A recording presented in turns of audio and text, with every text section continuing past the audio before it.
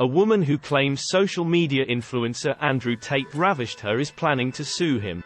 We were having sex and he put his hands round my throat and strangled me until I lost consciousness, and when I came round he was still having sex with me.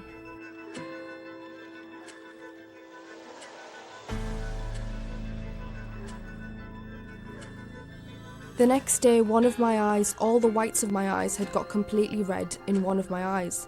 And I looked it up afterwards and it was just lack of oxygen to your brain, where your blood vessels start bursting to try and get more oxygen into your brain. That was quite scary.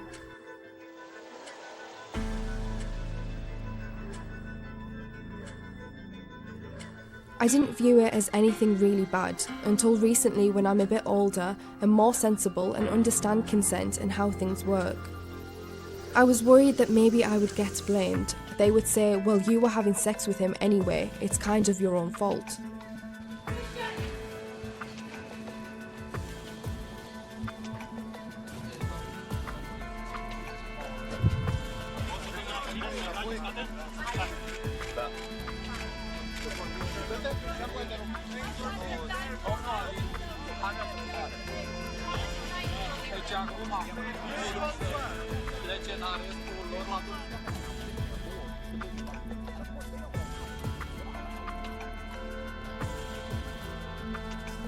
It's worrying, the message he's spreading to young people.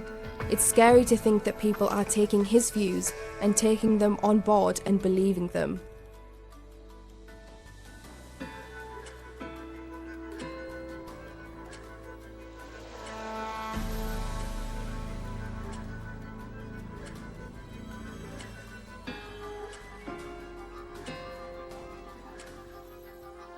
She says Tate, notorious for his misogynistic views, latterly told her he possessed her and hovered to kill her. Now aged 30, the woman, who we are not being named, said we were having intercourse and he put his hands round my throat and strangled me until I lost knowledge. And when I came round he was still having intercourse with me, still on top of me.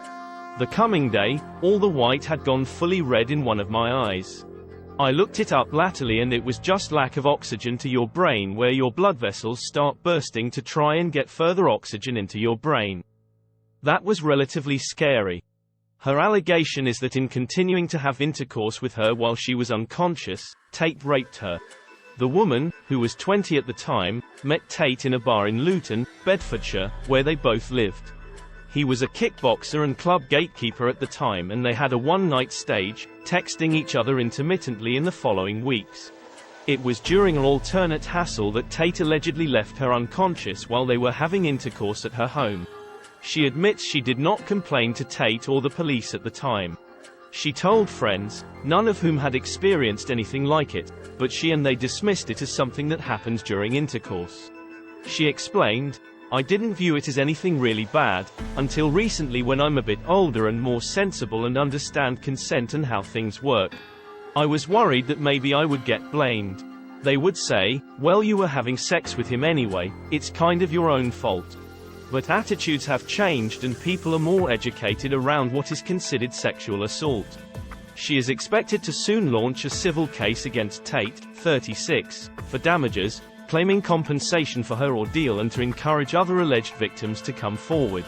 I just hope that he can be held accountable for what he's done, she said.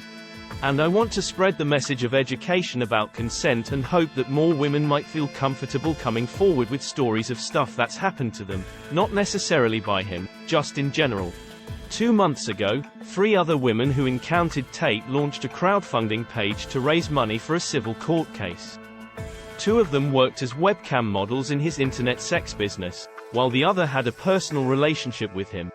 They claim he raped and abused them and they suffered physical injury and psychological harm that stopped them working and living a normal life for years. They reported their allegations to Hertfordshire police in 2015. Tate was arrested 3 times on dubitation of violating 2 women and assaulting a third, but the case was abandoned after 4 times. The force apologized for delays in the investigation and said officers were prepared to meet the women to discuss any issues. It said later it was monitoring developments. Since then, detectives have met one of the women and are to meet others this month.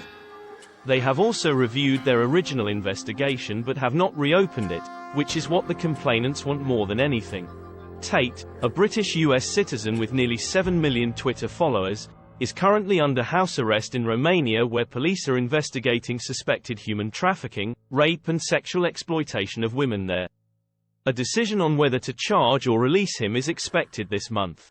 In a combative BBC interview last week, Tate denied he was fueling a culture of misogyny among the young, claiming he was a force for good and was acting under the instruction of God to do good things.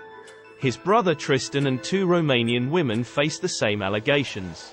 All the suspects deny the allegations.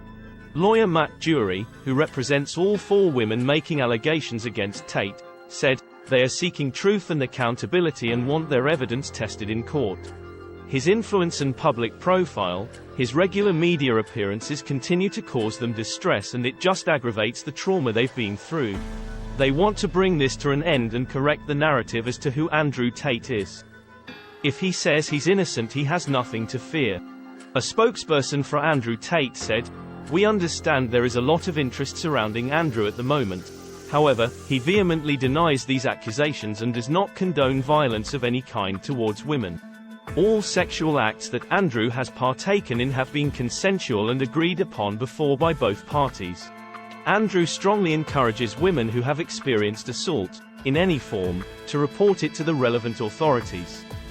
He is saddened that a few women who he has allegedly spent time with nearly a decade ago have decided to try and take advantage of his current situation.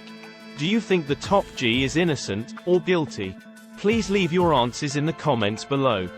And until next time, please don't forget to subscribe, like, comment and share.